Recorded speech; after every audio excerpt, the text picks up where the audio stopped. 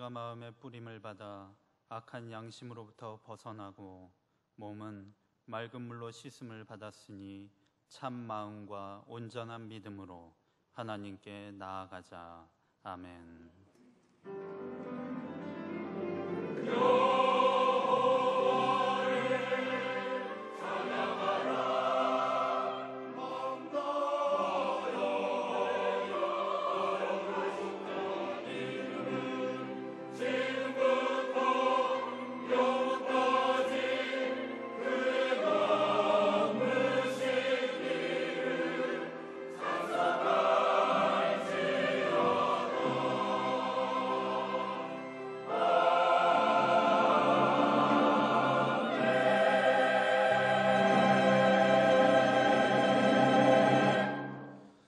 사랑의 하나님, 지난 한 주간도 평안 중에 인도하여 주시고 거룩한 주일 하나님께 나와 예배하게 하시니 감사를 드립니다. 이 시간 우리의 온 마음과 정성을 다하여 예배하기 원하오니 우리 예배를 기뻐 받아 주시옵소서. 예수님의 이름으로 기원합니다. 아멘. 나는 전능하신 아버지 하나님 천지의 창조주를 믿습니다. 나는 그의 유일하신 아들 우리 주 예수 그리스도를 믿습니다. 그는 성령으로 잉태되어 동정녀 마리아에게서 나시고 본디오 빌라도에게 고난을 받아 십자가에 못 박혀 죽으시고 장사된 지 사흘 만에 죽은 자 가운데서 다시 살아나셨으며 하늘에 오르시어 전능하신 아버지 하나님 우편에 앉아 계시다가 거기로부터 살아있는 자와 죽은 자를 심판하러 오십니다. 나는 성령을 믿으며 거룩한 공교회와 성도의 교제와 죄를 용서받는 것과 몸의 부활과 영생을 믿습니다. 아멘. 성시교독은 교독문 62번입니다.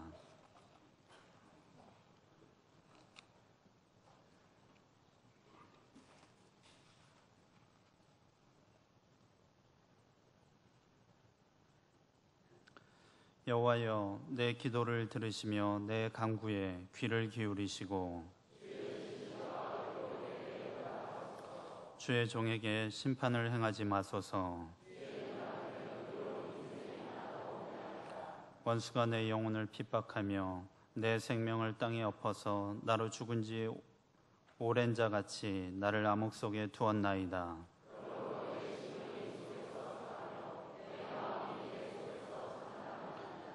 내가 옛날을 기억하고 주의 모든 행하신 것을 읊조리며 주의 손이 행하는 일을 생각하고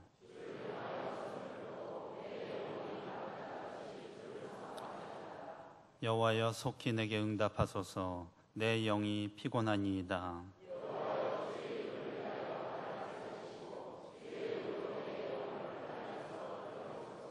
주의 인자하심으로 나의 원수들을 끊으시고 내 영혼을 괴롭게 하는 자를 다 멸하소서. 나는 주의 종이니이다. 아멘. 찬송가 26장 하나님께 찬송하겠습니다.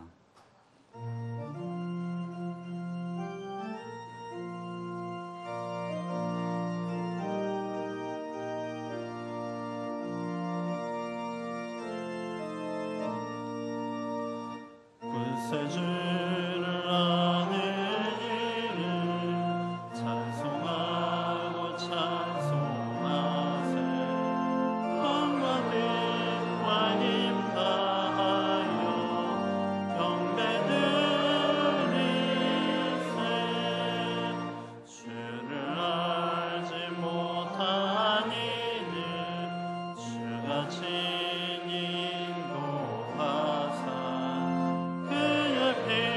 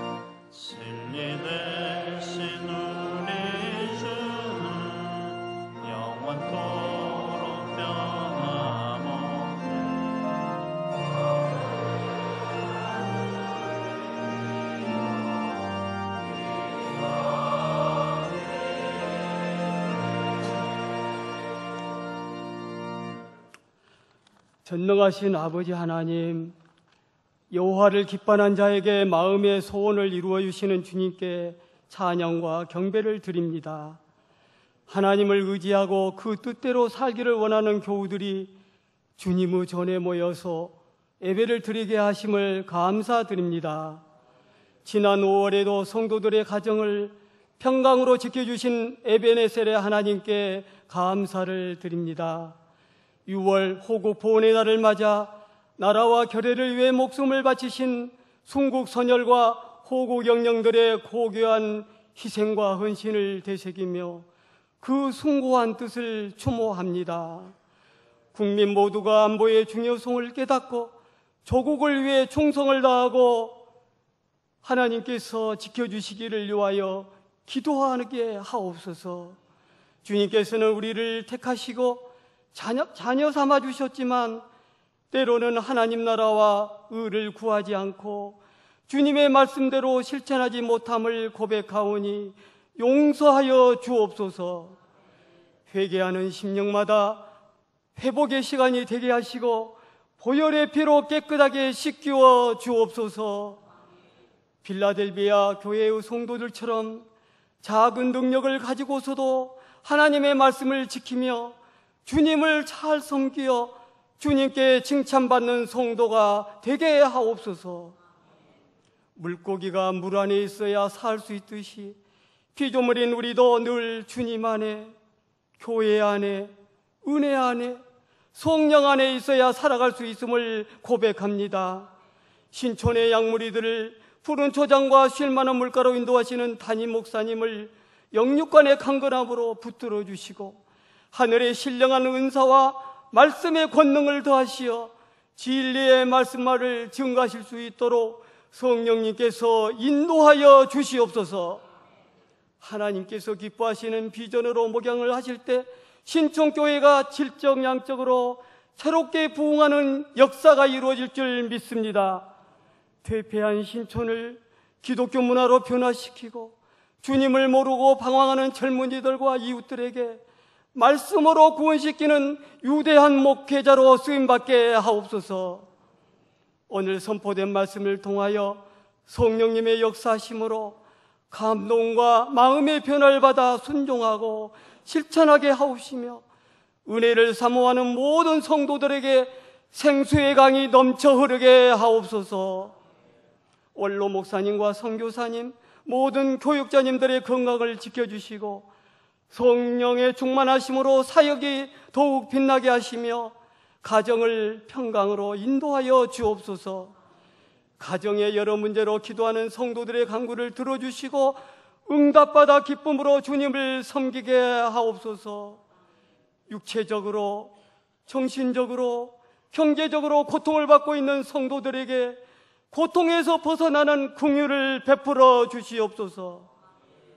시온 찬양대가 정성껏 준비한 찬양을 통하여 하나님 영광 받아주시고 부르는 자와 듣는 자들 모두가 은혜 받는 시간이 되게 하옵소서. 주님의 몸된 교회를 위하여 주님께서 주신 귀한 직분을 맡아서 몸을 들여 종성하는 성도들을 기억하시고 저들의 헌신이 더해질 때마다 주님을 사랑하는 신앙 고백이 넘쳐나게 하옵소서. 항상 정직한 영으로 새롭게 진실되게 살아가는 저희들의 신앙생활이 되도록 주님께서 늘 인도하여 주시고 성도들의 가정마다 근심이 없는 천국과 같은 화목한 가정이 되기를 소망하며 이 모든 말씀을 예수님 이름으로 기도드립니다. 아멘.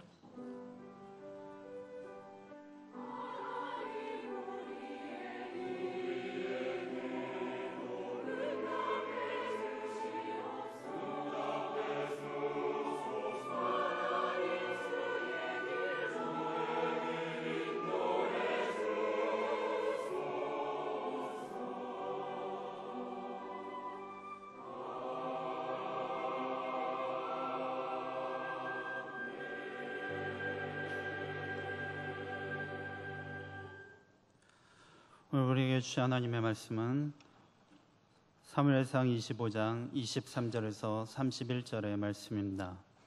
제가 가진 성경 구약 452면에 있는 하나님의 말씀입니다.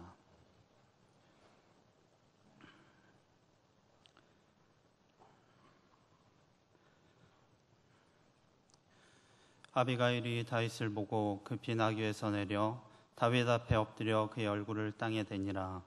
그가 다윗의 발에 엎드려 이르되 내 주여 원하건대 이 죄악을 나 곧 내게로 돌리시고 여종에게 주의 귀에 말하게 하시고 이 여종의 말을 들으소서. 원하옵나니 내 주는 이 불량한 사람 나발을 개의치 마옵소서. 그의 이름이 그에게 적당하니 그의 이름이 나발이라. 그는 미련한 자니이다. 여종은 내 주께서 보내신 소년들을 보지 못하였나이다. 내 주여 여호와께서 살아계심을 두고 맹세하노니 내 주도 살아계시거니와 내 주의 손으로 피를 흘려 친히 보복하시는 일을 여호와께서 막으셨으니 내 주의 원수들과 내 주를 해하려 하는 자들은 나발과 같이 되기를 원하나이다. 여종이 내 주께 가져온 이 예물을 내 주를 따르는 이 소년들에게 주게 하시고 주의 여종의 허물을 용서하여 주옵소서. 여호와께서 반드시 내 주를 위하여 든든한 집을 세우시리니 이는 내 주께서 여호와의 싸움을 싸우시며 내 주의 일생에 내 주에게서 악한 일을 찾을 수 없음이니이다. 사람이 일어나서 내 주를 쫓아 내 주의 생명을 찾을지라도 내 주의 생명은 내 주의 하나님 여호와와 함께 생명싸개 속에 쌓였을 것이요 내 주의 원수들의 생명은 물매로 던지듯 여호와께서 그것을 던지시리이다.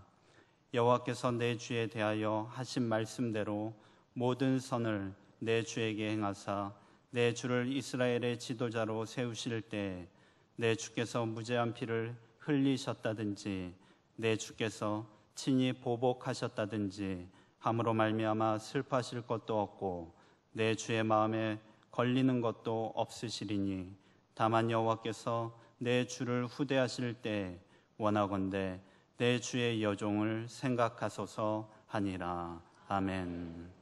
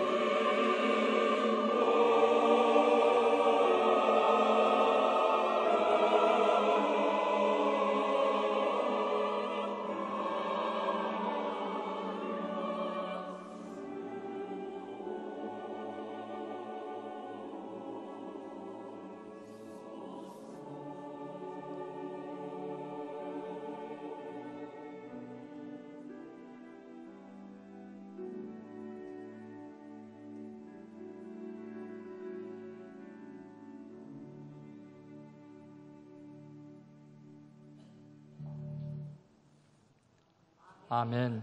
기도하겠습니다. 하나님, 오늘 선포된 이 말씀을 통해서 하나님 아버지의 뜻이 저희 가운데 이루어지기를 간절히 원합니다. 말씀이 우리의 지나간 삶의 관습과 생각과 스타일을 바꾸는 하나님의 능력이 되게 하여 주옵소서.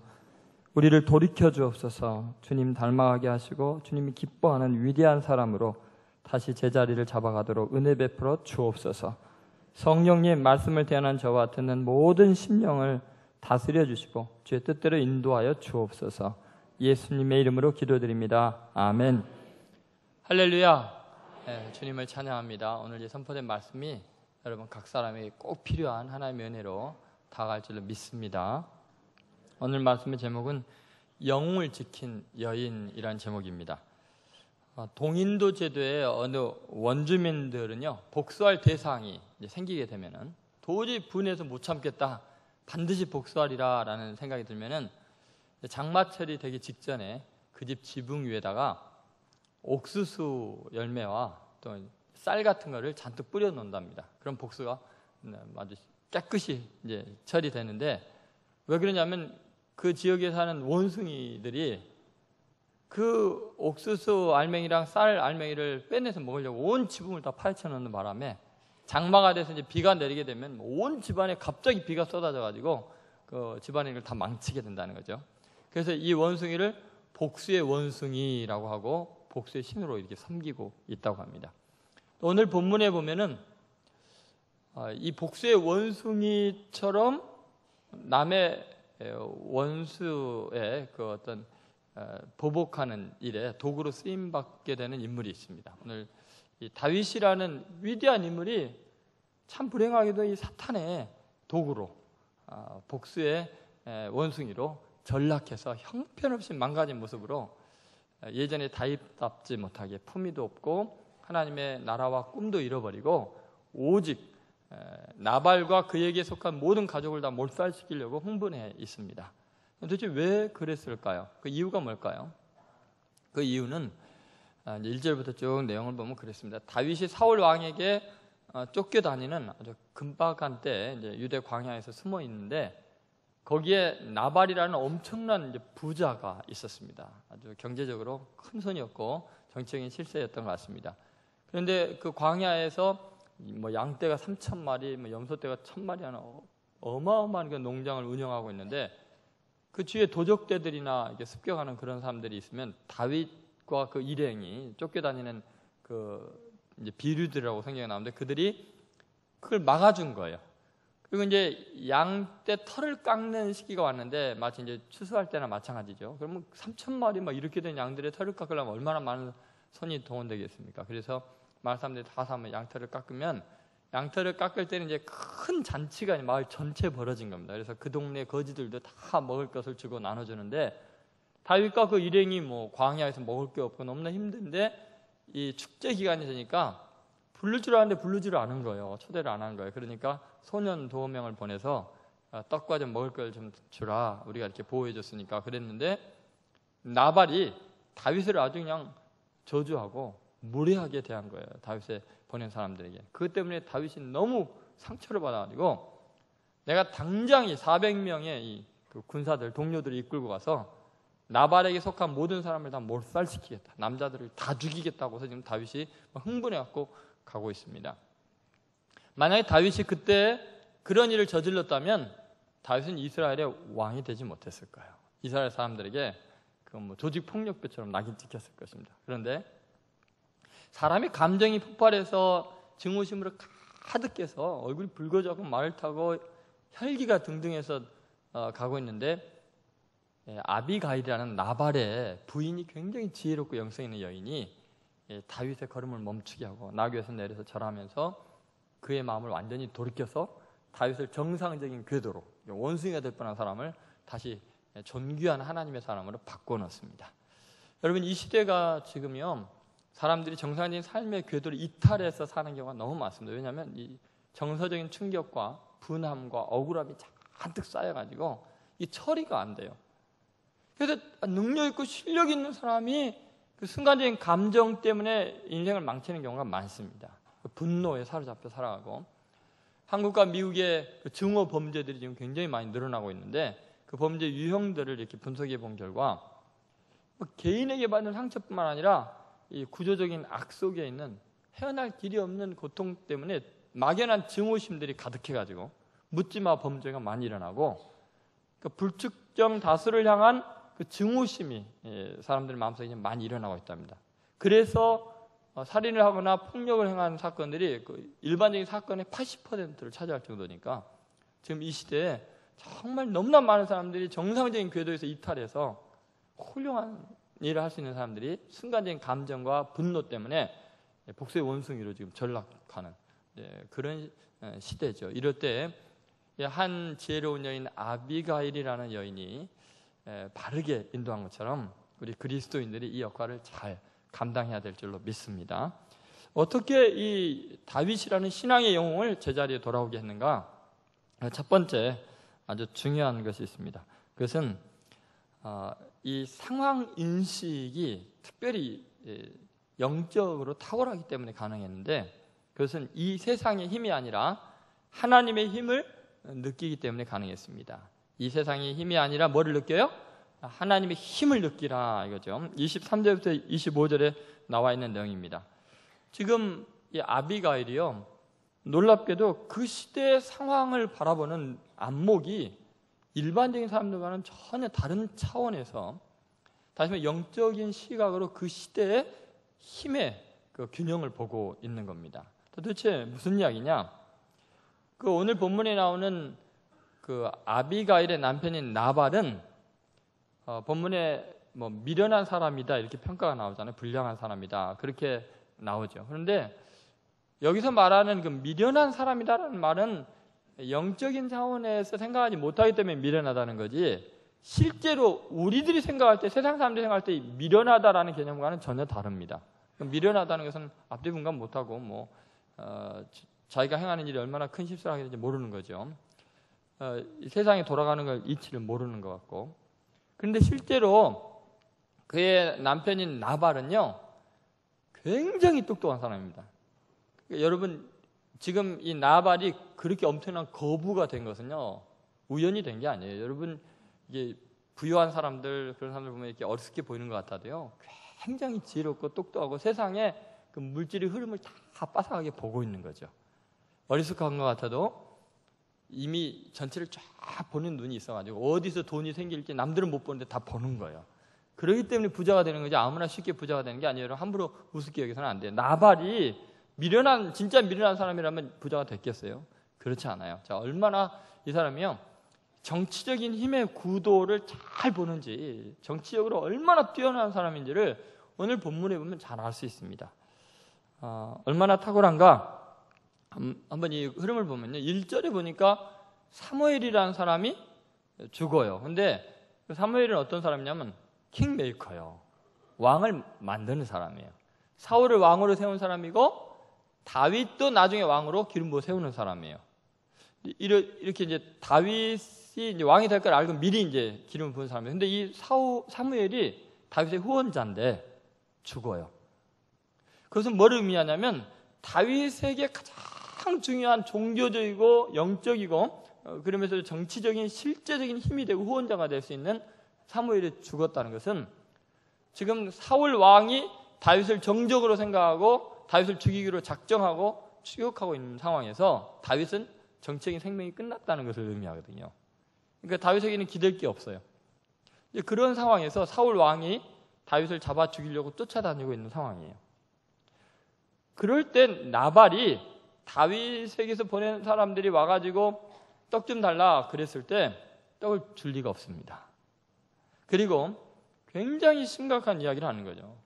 왜 그러냐면은 사실은 이 나발은 그 시대의 흐름을 잘 알고 있는데 불과 이제 한 2장 앞에 23장에 보면은 다윗이 사울 왕에게 쫓겨다니다가 너무 급해갖고 굶주리고 이제 죽게 되니까 제사장에게 가서 좀 먹을 떡 좀 달라 그랬어요. 칼 좀 달라고 그랬다가 그것이 나중에 사울 왕에게 알려지는 바람에 그 제사장과 함께 그 마을 전체, 제사장 마을 전체 85명의 제사장과 온 가족들이 전부 다 그 도시 전체가 몰살당했어요. 사울 왕한테. 그런 상황을 알고 있는 나발이 사무엘도 죽었죠.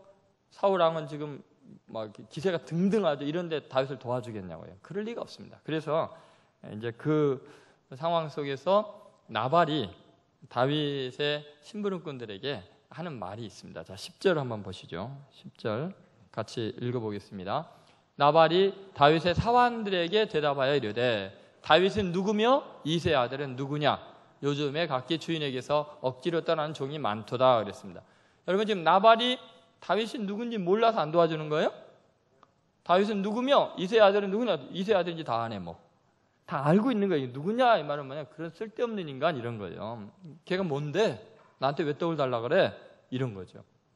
이게 얼마나 정치적으로 뛰어난 책략가인가를 보면 이 단어를 쓰는 걸 보면 알아요. 요즘에 그랬잖아요. 요즘 그러니까 그 시대의 정치적인 흐름을 잘 읽고 있다는 거예요. 그게 뭐예요? 각기 주인에게서 억지로 떠나는 종이 많도다. 갑자기 이 말을 왜 했을까요? 사울 들으라고 하는 말이에요. 사울 왕. 무슨 말이냐면 여기에 주인이 누구예요? 지금 비유라고 이제 사울이고 종은 누구예요? 다윗인데 지금 다윗이 사울 왕을 떠나서 도망 다니고 있거든요. 사울이 죽이려고 쫓아다니니까. 그러니까 지금 그냥 다른 이야기 하는 것 같지만 정치적인 이야기를 하고 있는 거예요. 그 흐름을 다 파악하고 있는 거예요. 그렇기 때문에 나발이 미련한 사람이 아니에요. 지금 정치적인 역학 구도, 힘의 구도를 빠삭하게 하는 세속적인 힘의 흐름에 대해서는 전문가예요. 그러니까 부자가 된 거예요. 쉽게 되는 일이 아니죠. 근데 이것은 지금 사울 왕을 의식한 말을 하는 건데 그러니까 정적인 실세에게 아부하려는 말을 하다 보니까 지나친 말을 또 하게 돼요. 하지 말았어야 돼요. 이 정도까지 끝냈으면 다윗이 죽이려고 생각 안 했을 텐데 다윗의 속을 뒤집는 결정적인 말을 하게 됩니다. 그것이 이제 11절 말씀이죠.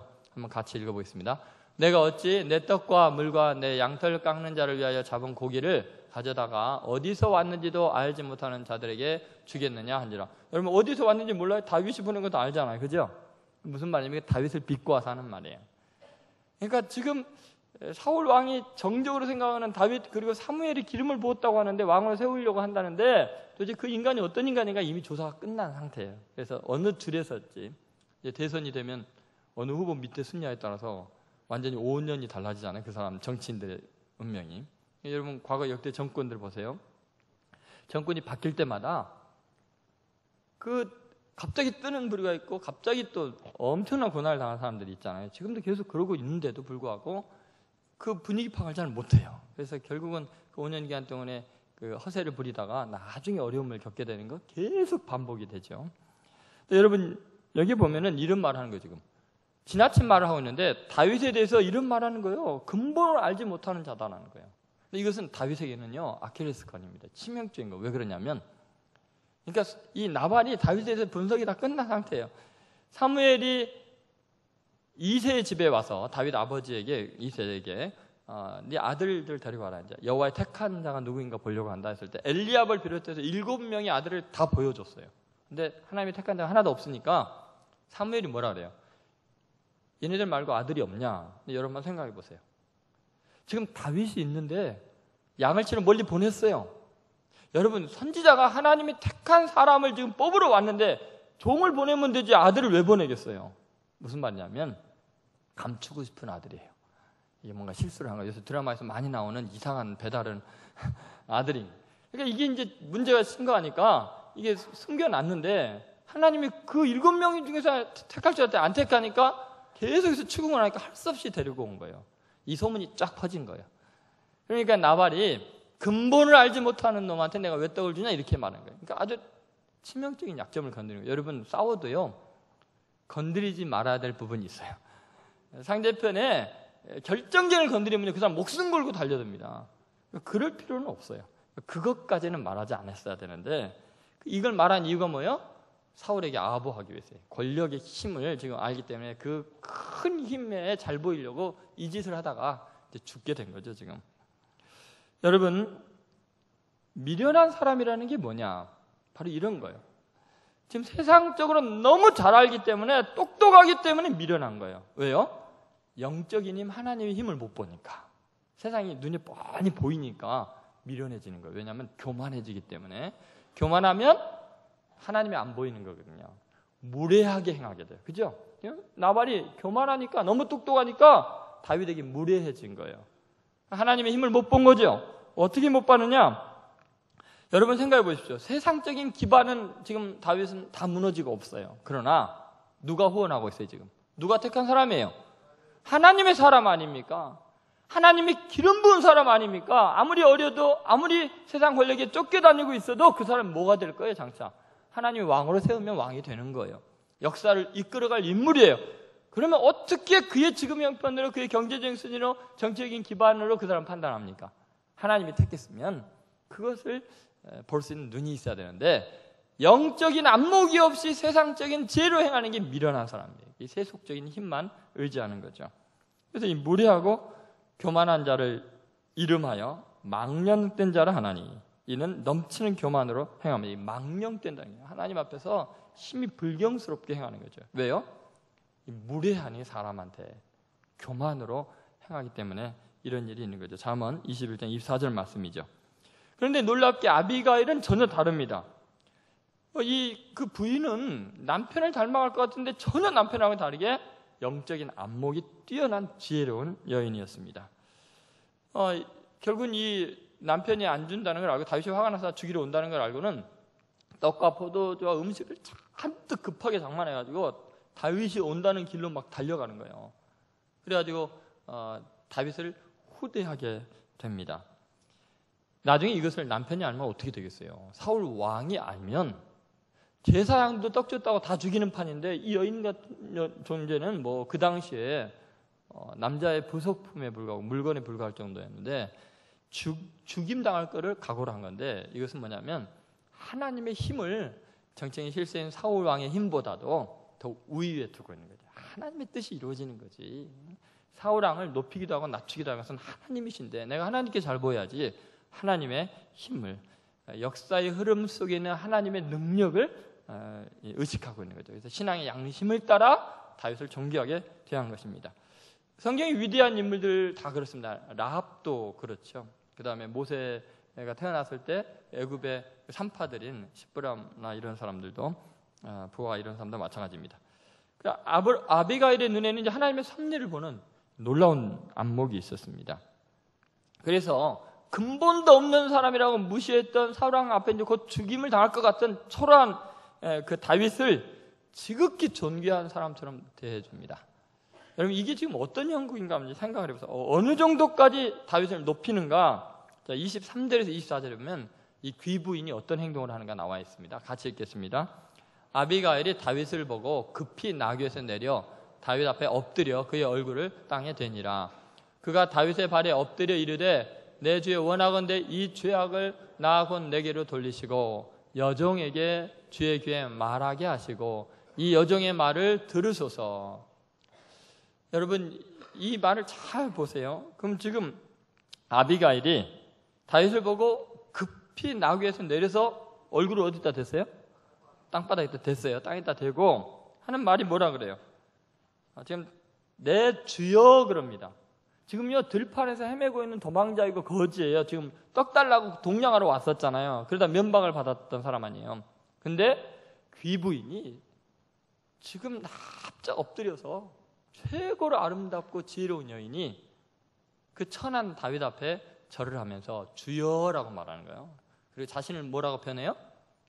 여종이라고 표현해요. 여러분 지금 실감이 안 나나 본데 이렇게 생각합시다. 그 그룹 이름을 해도 되나요? 예를 들어서 삼성의 그 귀부인이 만약에 천하고 보잘것없는 사람이 하나님의 사람이라는 이유만으로 갑자기 오더니 얼굴을 땅에다 대고 여종을 막 이렇게 이야기한다면 여러분 이게 세상에 난리가 아니에요? 그 일을 지금 하고 있는 거예요. 도대체 이 여인은 무슨 힘을 느낀 거예요? 다윗에게서. 그렇게 초라한 도망자인 소년에게 희망이 미래가 다 세속적인 관점에서 정치적으로 경제적으로 끝난 인생에게 왜 이렇게 두려워 떨면서 주라고 고백하고 자기를 여종이라고 여기는 거예요? 그거는 다윗 때문이 아니에요. 다윗을 사용하시는 하나님을 보기 때문에 하나님의 힘이 느껴지니까 하나님이 함께한 사람이고 하나님이 선택한 사람이니까 하나님의 뜻이 이루어질 거니까 장차 위대한 일을 할 하나님의 사람이니까 이렇게 하는 거죠. 여러분 이것이 바로 다윗에게 충격을 준 거예요. 지금 내가 무슨 일을 하고 있는 건가 지금 하나님의 힘을 느꼈다면 다윗이 이런 짓을 안 할 거 아니에요. 순간적으로 착각하고 있었던 거예요. 내가 너무너무 세속화되어 있다는 것을 깨닫고 돌이키게 만드는 거죠.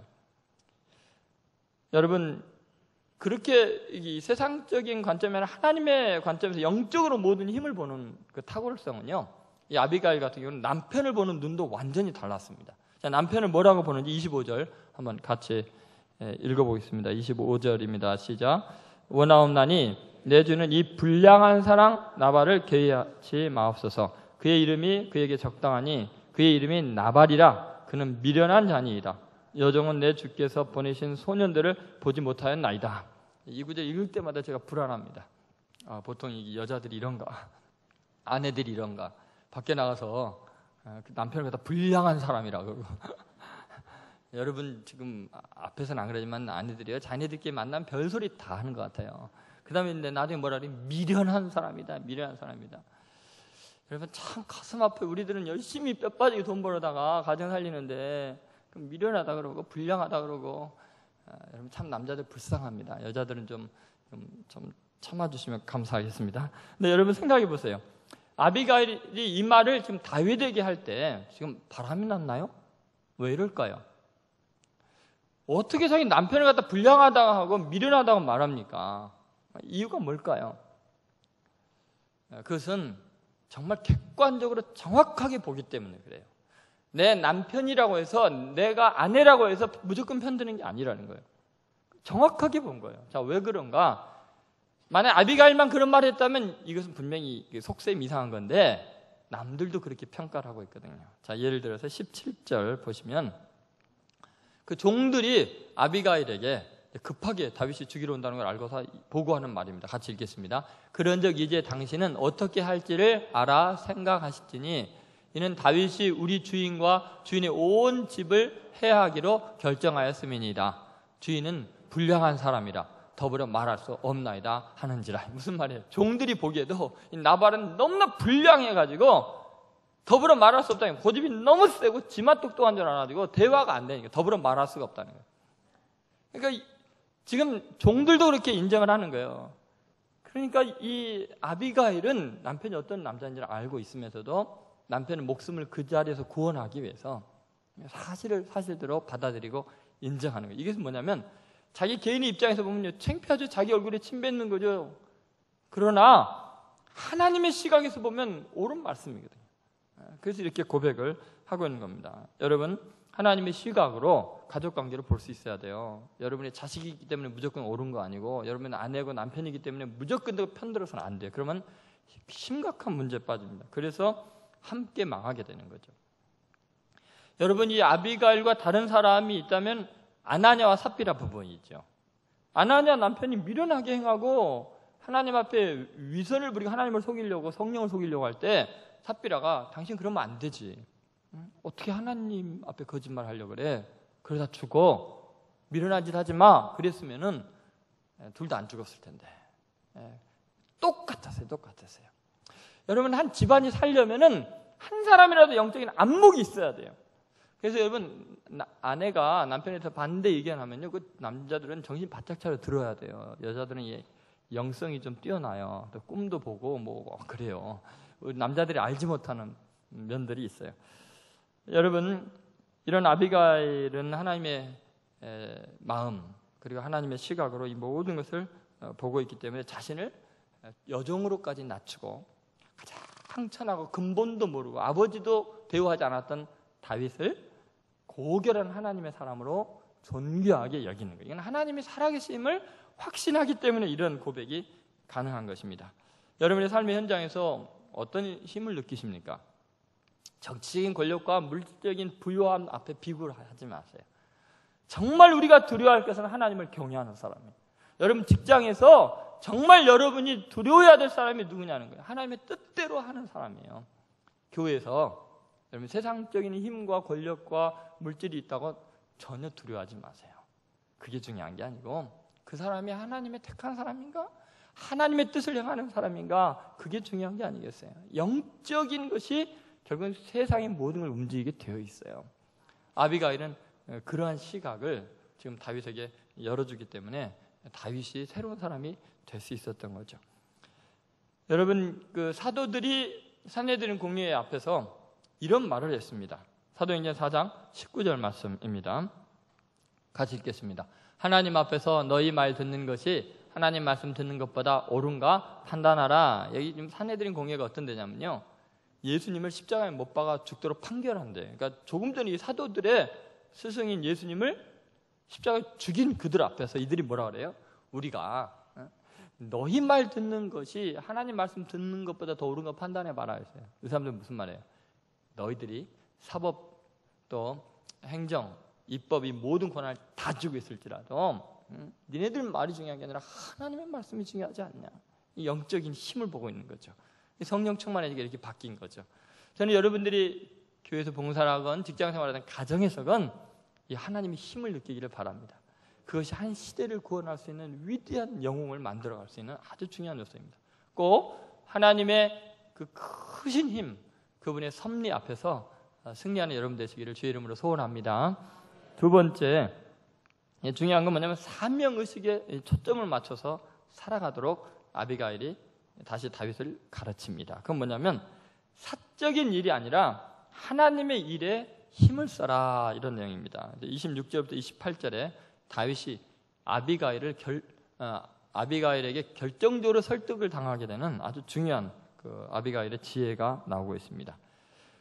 개인적인 복수심과 하나님 나라를 위한 싸움을 구별할 줄 알아야 합니다. 인간은 누구나요, 이 사적인 일 때문에 공적인 일을 그르칠 가능성이 많은 존재들입니다. 사욕에 사로잡히면 사명을 잃어버리기 쉽습니다. 이것 두 개를 명확하게 구분하고 분명하게 사명에 집중할 수 있는 능력이 있어야 됩니다. 다윗이 나발이 자기에게 대한 한 말을 이제 전해 듣고는 갑자기 흥분해가지고는 사명 잃어버리고 사욕에 사로잡히게 됩니다. 13절에 이제 다 몰살해서 죽이겠다 그렇게 결심을 하고요.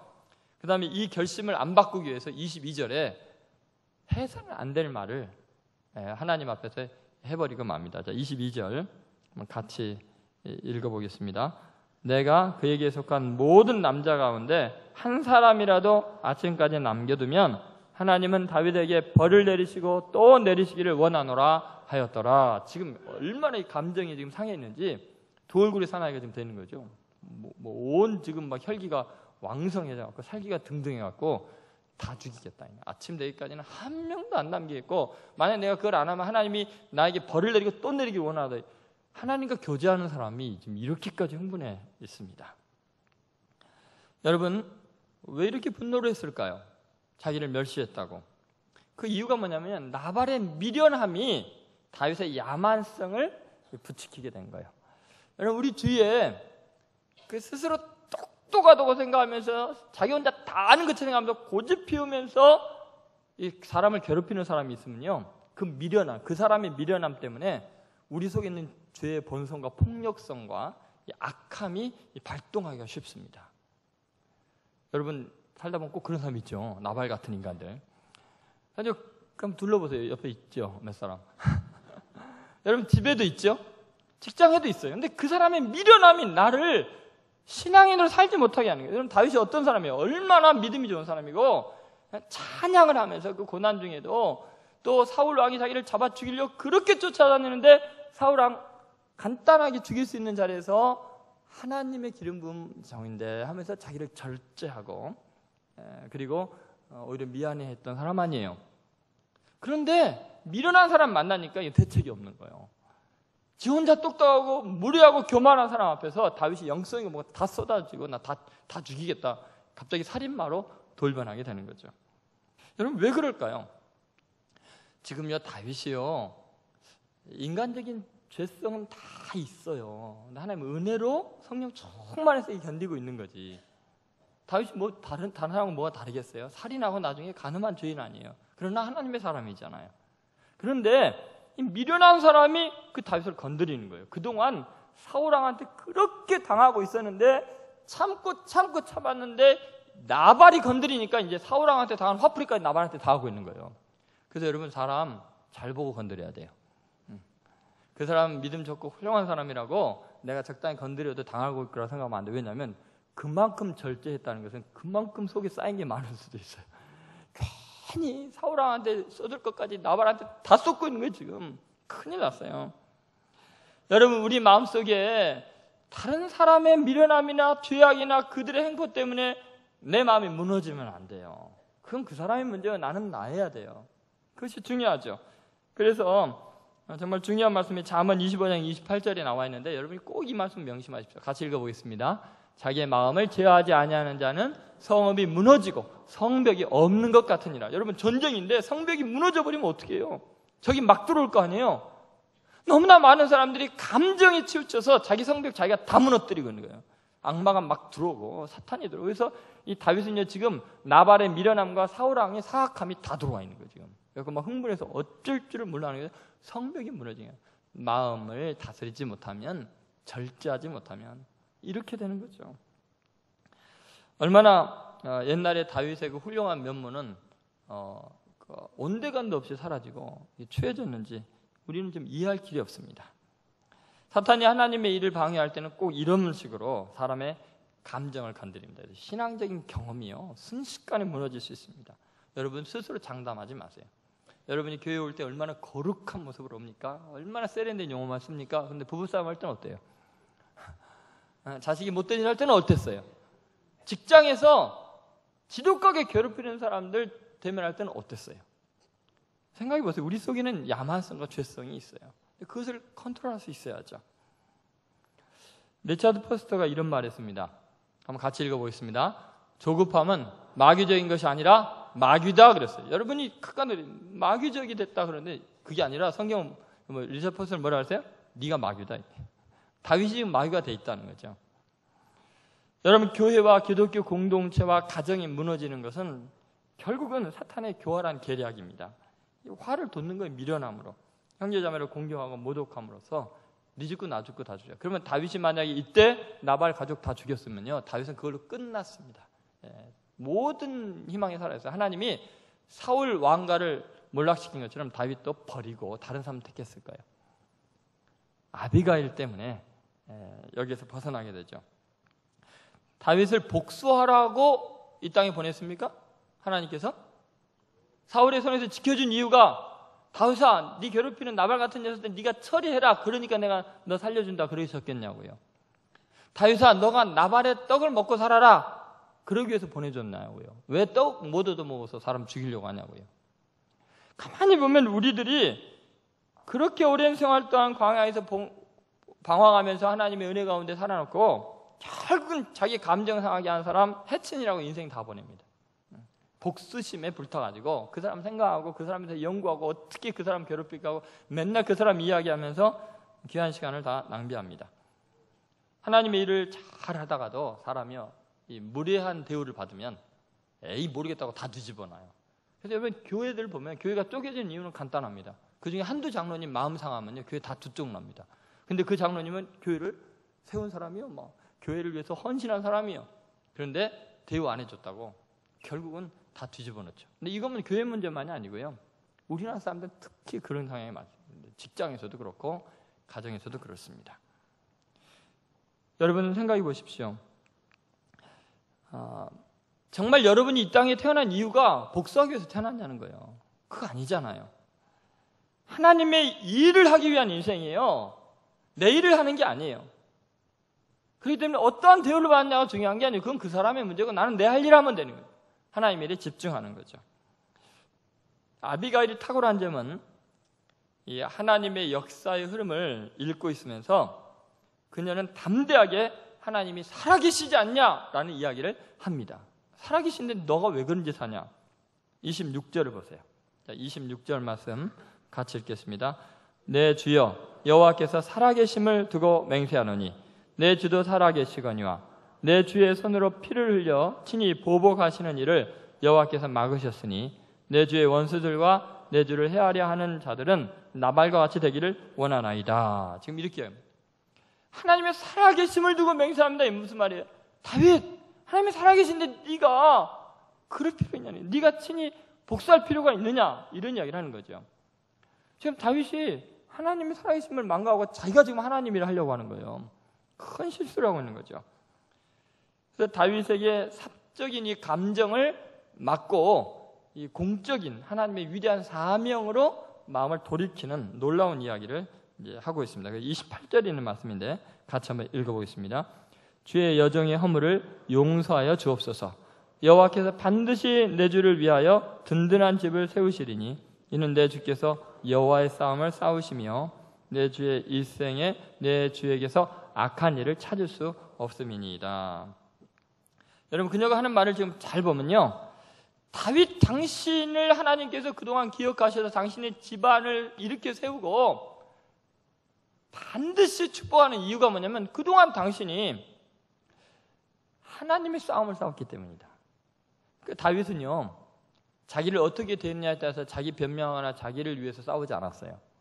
하나님의 나라를 위해서 싸웠던 거죠.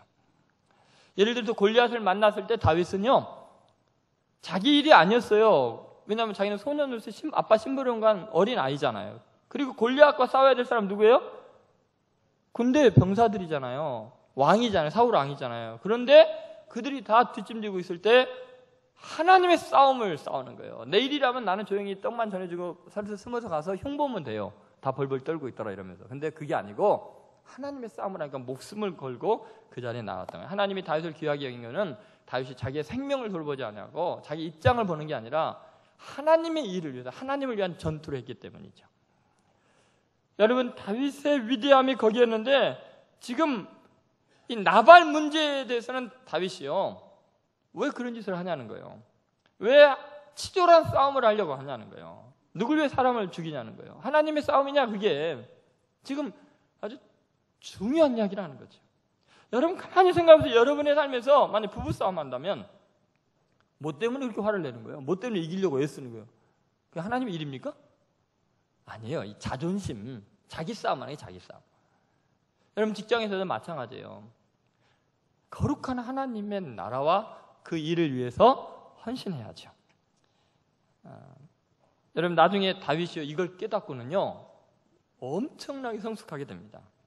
왕이 되었을 때요, 다윗의 인생의 최고로 열악한 상황이에요. 지금 이 나발과의 관계 속에서는 뭐 이 정도 수준이 아니라 얼마나 다윗이 큰 고통을 겪냐면요, 자기 아들 압살롬 왕자가 반란을 일으켜서 아버지를 죽이려고 쫓아오고 있고 왕궁이고 뭐고 다 내버려두고 도망을 가는데 그 압살롬이 후궁들을 백성들 앞에서 다 욕보이고 이제 아버지 생명을 죽이려고 추격하는 경각간에 시므이라는 사람이 사울 왕의 이제 족속이죠. 이 사람이 언덕 위로 쫓아오면서 돌을 던지고 흙을 뿌리면서 다윗을 저주해요. 그랬더니 옆에 있는 사람 장군들이 저 죽은 개 같은 자 가서 목을 베어오겠습니다 했더니 다윗이 뭐라 하냐면 혼을 내면서 하나님이 시므이를 시켜서 다윗을 저주하라고 했다. 니네들이 뭔데 그러냐? 혹시 하나님이 시므이의 말을 들으시고 내 억울함을 풀어줄지 누가 알겠느냐? 이렇게 이야기를 해요. 여러분, 만약에 이 소년 때 다윗이었다면 어떻게 됐겠어요? 시므이는 그 자리에 죽었습니다. 근데 그 옆에 아마도 아비가일이 쪼려보고 있었어요. 옛날 당신 생각 안 나? 그러고 있을지 모르겠어요. 나한테 배운 거 있잖아. 그러니까 다윗이 그대로 조용해지는 거예요. 내가 시므이 처리하라고 이 땅에 있는 게 아니라 나 하나님의 일을 해야 될 사람이다. 저주하게 내버려둬라. 나는 내 갈 길을 가고 하나님이 나를 어떻게 보시냐가 중요하다. 저 사람이 나를 바보라고 한다고 내가 바보냐? 그런 거예요. 여러분, 하나님의 일꾼으로 부름받은 사람은 하나님의 일에 집중해야 돼요. 사람들이 내게 어떻게 했냐에 따라서 감정 상하고 흔들리고 그것 때문에 방황해서는 안 되죠. 무엇을 위해 열심을 내는가 생각해 보십시오.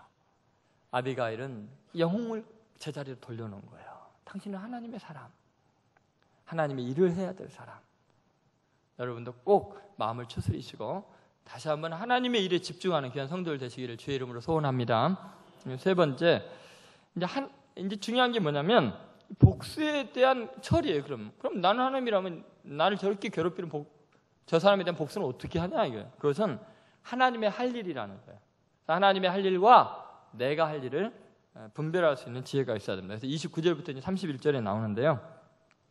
아비가일이 다윗의 마음을 돌릴 수 있었던 아주 중요한 요점이 뭐냐면 하나님은 복수하시는 분이다. 복수 대신해 주는 분이다. 이것을 인식시키고 있습니다. 다윗의 생명은 하나님의 보자기 싸게 하나님께서 다 감춰뒀고 이제 그 원수들은 물맷돌 던지듯이 그 생명을 던져버릴 거다라고 이야기합니다. 자, 29절 말씀 한번 같이 읽어보겠습니다. 29절입니다. 사람이 일어나서 내 주를 쫓아 내 주의 생명을 찾을지라도 내 주의 생명은 내 주의 하나님 여호와와 함께 생명싸게 사였을 것이요 내 주의 원수들의 생명은 물매로 던지듯 여호와께서 그것을 던지시리다. 여러분 이 구절을 잘 보세요. 지금 기가 막힌 이야기라는 거예요. 아니 나발이 그렇게 당신을 모독한다고 당신 생명이 없어집니까? 무슨 피해가 있습니까? 지 혼자 미련하게 내버려 두세요. 하나님이 당신 생명을 보호하고 명예를 지켜줄 건데 그게 관심을 둡니까? 당신을 대적하는 자들의 생명은 어떻게 해요? 그 원수들은 어떻게 한다고요? 물맷돌로 던져버리듯이 하나님께서 던져버릴 거다. 여러분 아비가일이 얼마나 지혜로운 여자인지 다윗하고 정신이 번쩍 들게 하는 거예요. 무슨 말이냐면 그 많은 단어 중에 왜 물맷돌을 이야기했을까요? 여러분 뭐가 생각이 나요? 여러분이 생각날 정도면 다윗은 어떻게 했어요? 지금요 다윗이요 자기의 가장 일생의 큰 대적 골리앗을 만났을 때 작은 물맷돌 하나를 던졌는데 하나님이 던진 거죠. 골리앗을 향해 이런 말을 합니다. 너는 칼과 단창으로 내게 나오거냐 나는 만군의 여호와의 이름으로 나아간다 하면서 하나님이 하신 일이다 하면서 물맷돌을 던진 거예요. 하나님께서 그 물맷돌을 다윗의 손에서 던져서 정확하게 골리앗의 이마에 박히게 하셔서 한순간에 그 모든 전세를 바꿔놓잖아요. 원수를 그렇게 쓰러뜨리시잖아요. 아비가일은 그걸 기억하라는 거예요. 하나님이 하시지 않느냐? 당신의 대적 쓰러뜨리는 건 하나님의 능력이지 당신의 칼의 능력이 아니지 않느냐? 하나님이 당신의 원수는 처리할 테니까 당신은 하나님의 일을 해라. 사명에 집중해라. 이런 거죠.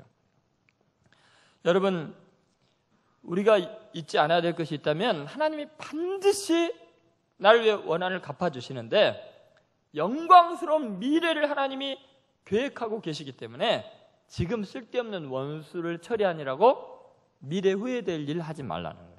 그것을 아비가일의 입을 통해서 다윗에게 알려주십니다. 자, 그 내용이 바로 30절부터 31절에 있습니다. 자, 같이 한번 읽어보겠습니다.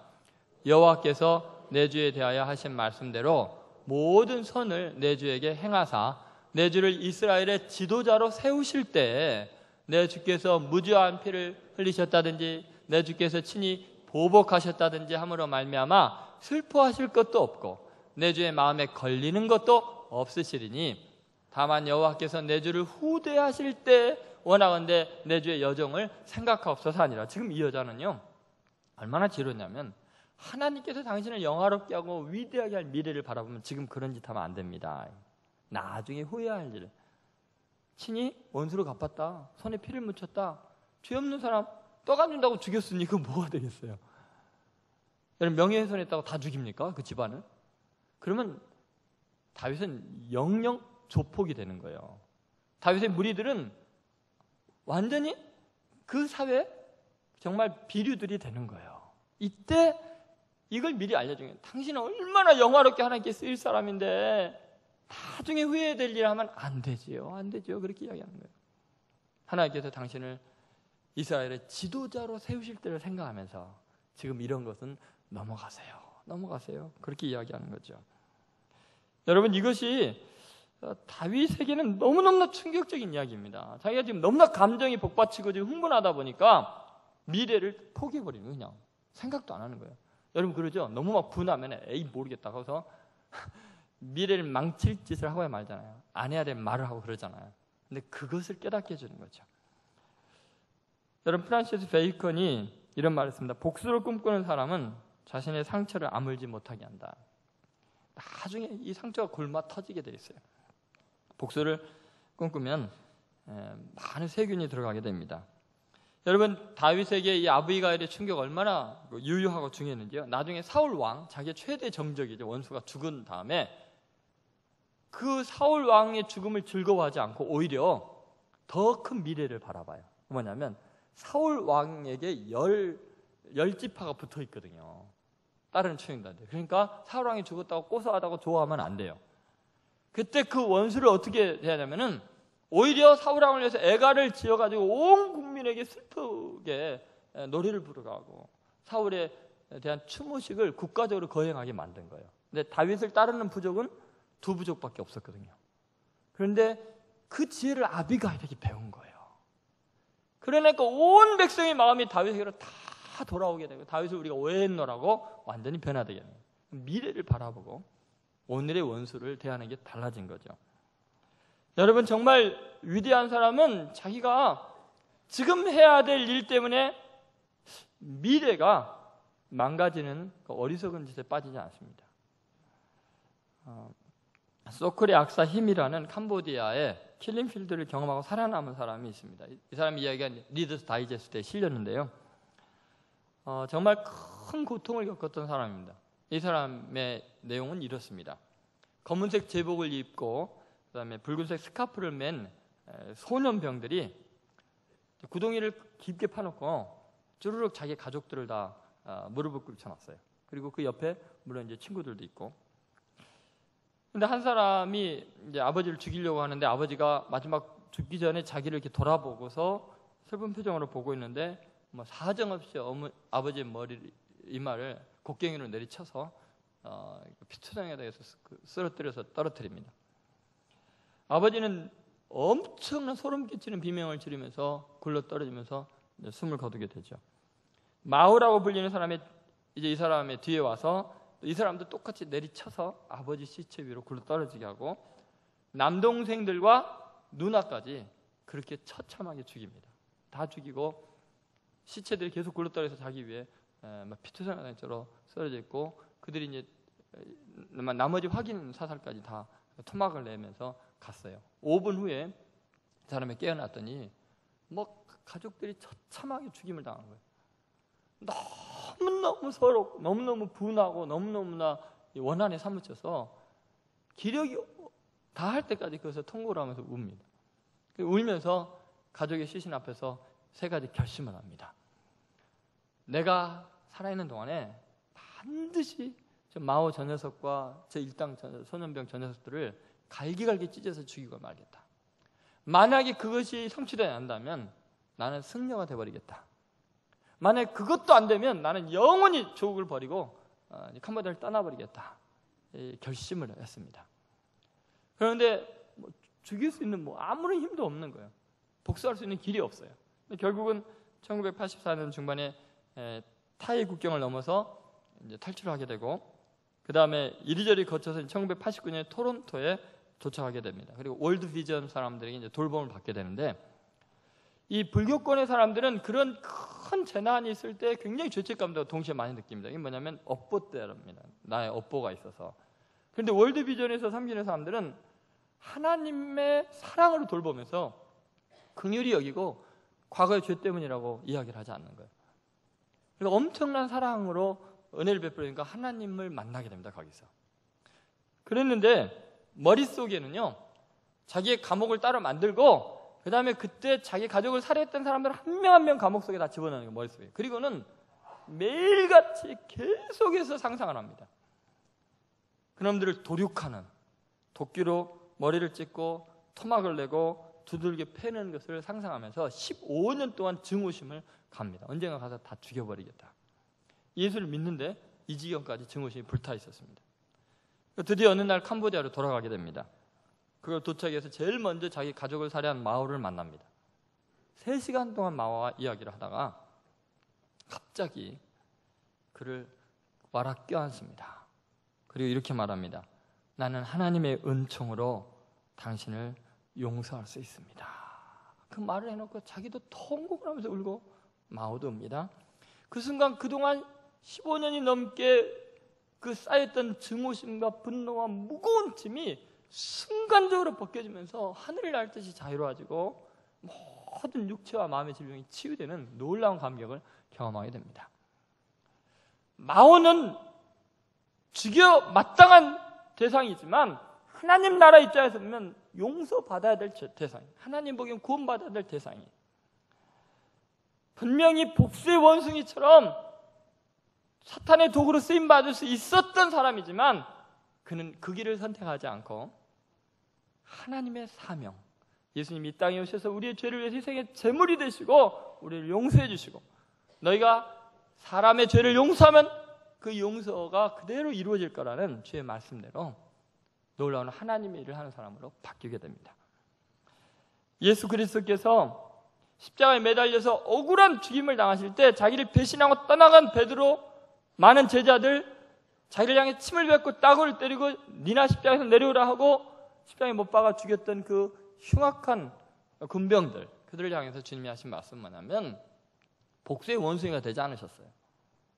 아버지, 저들의 죄를 사하여 주옵소서. 저들이 알지 못하면 미련하기 때문에, 미련함 때문에 야만성이 나오는 게 아니라 거룩한 사랑이 나왔어요. 저는 여러분들이 오늘 이 시간에 하나님 앞에서 위대한 결단을 하게 되기를 바랍니다. 생각난 사람 있잖아요. 오랫동안 무거운 짐이 있었잖아요. 그것 내려놓지 않으면 여러분은 원숭이에 불과한 거예요. 사탄에 조종당하고 있는, 이용당하고 있는 거예요. 우리는 하나님의 사람이지 원숭이가 아니잖아요. 하나님이 일을 해야 될 사람 아니에요. 저는 우리 민족이 너무너무나 원한에 사무쳐 있고 한 맺힌 민족이라고 그러고 증오심과 미움 때문에 미래를 막아서는 안 된다고 생각합니다. 우리 교회 여러분 참 자유하시기 바랍니다. 하나님의 일에 집중하시기를 바랍니다. 예수님을 닮아가시고 다윗처럼 다시 정상 궤도에 돌아오셔서 오직 하나님 맡긴 사명에 집중하면서 승리하는 여러분 되시기를 주의 이름으로 축원드립니다. 기도하겠습니다. 저는 하나님 앞에 여러분 결단의 기도하시기 바랍니다. 그동안 여러분 마음에 무거운 짐이 있었죠. 그것은 세상적인 힘만 봐서 그래요. 하나님의 힘을 봐야죠. 그래서 무례하고 교만히 행해서 망령된 사람이 됐던 거예요. 그동안 성읍이 무너지는 것처럼 마음이 무너지는 거 경험했죠. 그래서는 안 돼요. 하나님께 맡기세요. 하나님의 할 일이 있고 여러분이 할 일이 따로 있어요. 하나님은 여러분들이 거룩한 하나님의 나라와 의를 구하기를 바라시지, 쓸데없이 원수나 갚으려고 상처받은 이야기나 하면서 시간 낭비하기를 원치 않으세요. 그건 내가 할게.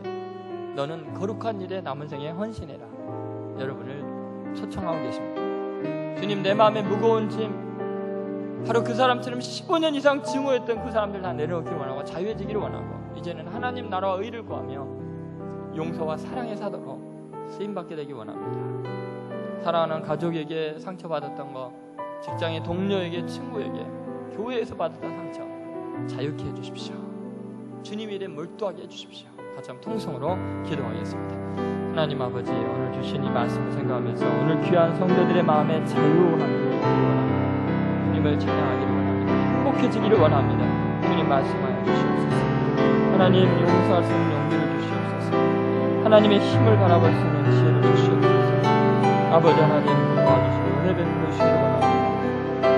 거룩하신 하나님, 사람한 사람 이 시간에 주님 치유하시고 하나님께 맡기게 하여 주시고, 우리의 나발 미련한 자들을 하나님께 온전히 맡기고 하나님께서 물매로 던져버리실 것을 믿고 나는 주님의 일을 행하게 하기를 원합니다. 오늘부터 참으로 자유하여서 즐겁게 주님의 일에 참여하게 하시고 승리하게 하시고 복수의 원수로 전락하지 아니하고 하나님의 영웅들로 승리하는 귀한 삶이 되게 하여 주옵소서. 감사드립니다. 주님을 찬양합니다. 하나님 아버지, 오늘 선포된 이 말씀이 창조의 능력 있는 하나님의 말씀인 줄로 믿습니다. 우리 인생을 바꿔 주옵소서. 생각을 고쳐 주시옵소서. 우리의 태도가 변하게 하여 주옵소서. 자유하게 하나님의 일에 집중하는 하나님의 영웅들이 되게 하여 주옵소서. 예수님의 이름으로 기도드립니다. 아멘. 말씀을 생각하며 찬송가 407장으로 우리 주님을 찬양하겠습니다. 가사를 생각하면서 주님께 영광 돌리겠습니다. 조금 빠르게 부르겠습니다.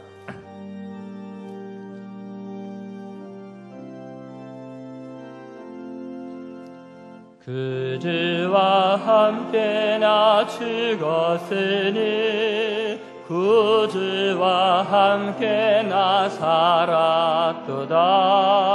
영광의 그날이 이르도록 언제나 주만 바라봅니다. 언제나 주는 날 사랑하사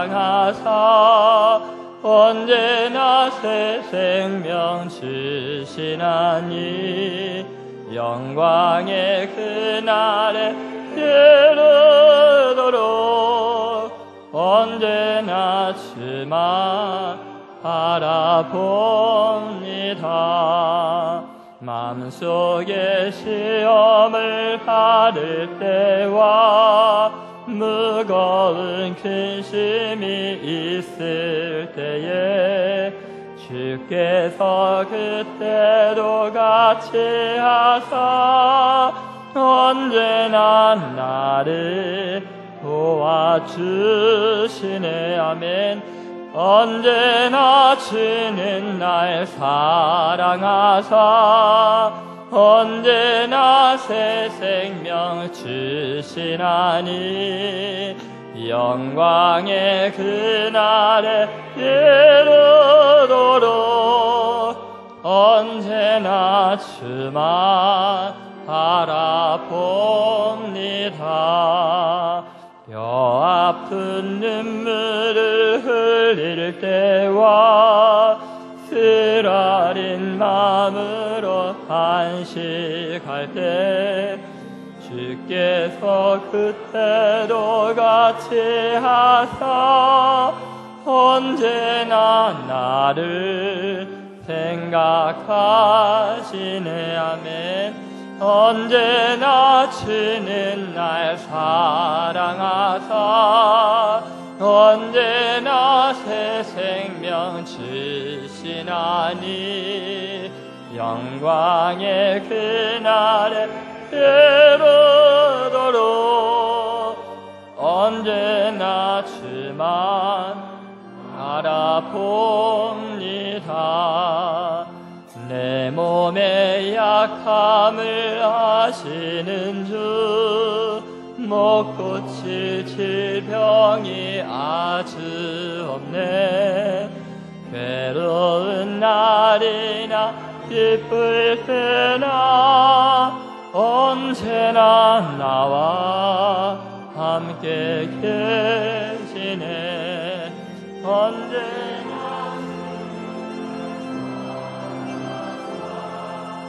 언제나 새 생명 주시나니 영광의 그날에 이르도록 언제나 주만 바라봅니다.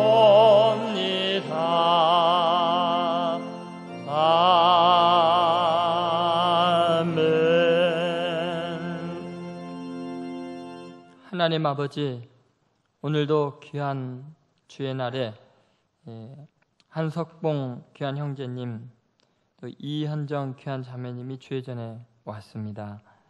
이 시간에 주님이 붙잡아 주셔서 하늘의 그 이름이 생명책에 기록되는 기쁨을 얻게 하시고 하나님께서 세우시고 높이고 위대하게 만드는 다윗 같은 인물들이 되게 하여 주옵소서. 주님 은혜가 너무나 감사해서 주신 것 중에 일부를 구별하여 온전한 10의 1조와 감사헌금, 성경헌금, 목전헌금, 주일헌금으로 드립니다.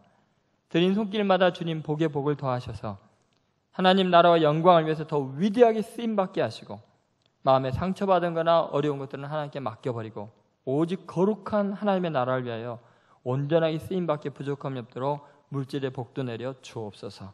예수님의 이름으로 봉헌 기도 드립니다. 아멘.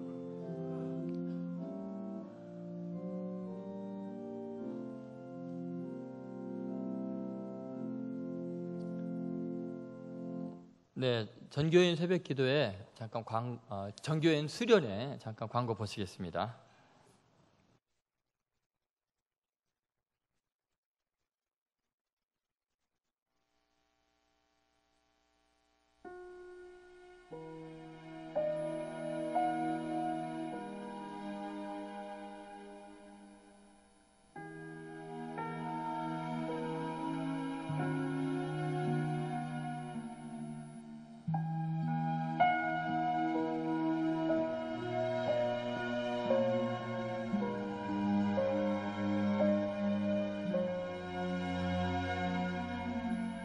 서로 연결하고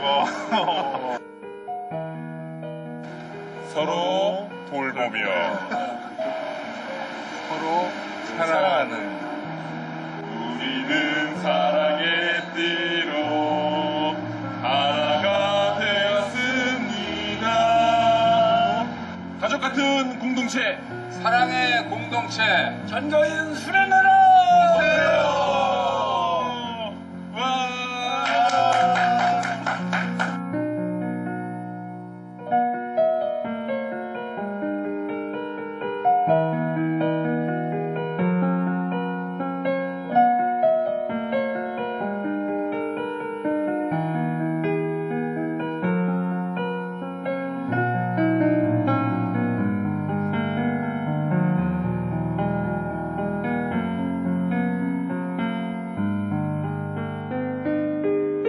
네, 7월 29일부터 7월 31일은 전교인이 한 가족이 되는 아주 귀한 기회입니다.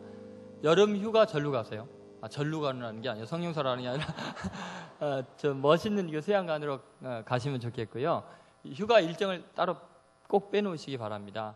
그리고 프로그램 자체요, 가족 간의 관계를 회복하는 아주 좋은 프로그램들이 많이 있습니다. 그래서 가족 간의 아주 끈끈한 사랑으로 하나 되는 귀한 기회가 될 것입니다. 그리고 온 교우가 한 가족인 것을 경험하게 될 텐데 꼭 오셔야 됩니다.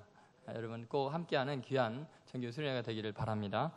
아까 기도할 때 잠깐 말씀드린 대로 오늘 새로 등록하신 분이 있습니다. 이 정금호 형제님이 인도한 한석봉님, 새신자를 인도했습니다. 잠깐 자리 일어나시고요. 남영애 집사님 인도한 이현정님, 잠깐 남영애 집사님 인도하셨습니다. 우리 이 두 분의 큰 박수 부탁합니다. 네, 고맙습니다. 네, 감사합니다. 네, 이제 새가족부에 가서 안내 잘 받으시기 바랍니다. 고맙습니다. 오늘 저녁 예배는 헌신 예배 강사로 좀 특별한 분을 모셨습니다. 연세대학교의 구약학 교수로 새로 임용되신 분인데 저보다 나이가 훨씬 어린 젊은 후배입니다. 그런데 학문적으로도 뛰어나고 또 영성도 있고 메시지도 아주 좋다고 소문이 나서 여러분에게 꼭 소개해주고 싶어서 모셨습니다. 오늘 저녁에 오셔서 큰 은혜 받으시기 바랍니다. 다 같이 일어나서 주기도성으로 주님 찬양하고 축도 예배 마치겠습니다.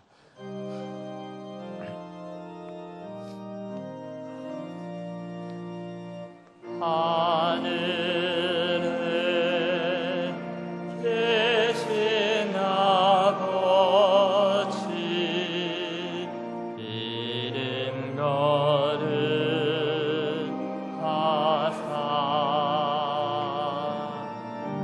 주님 나라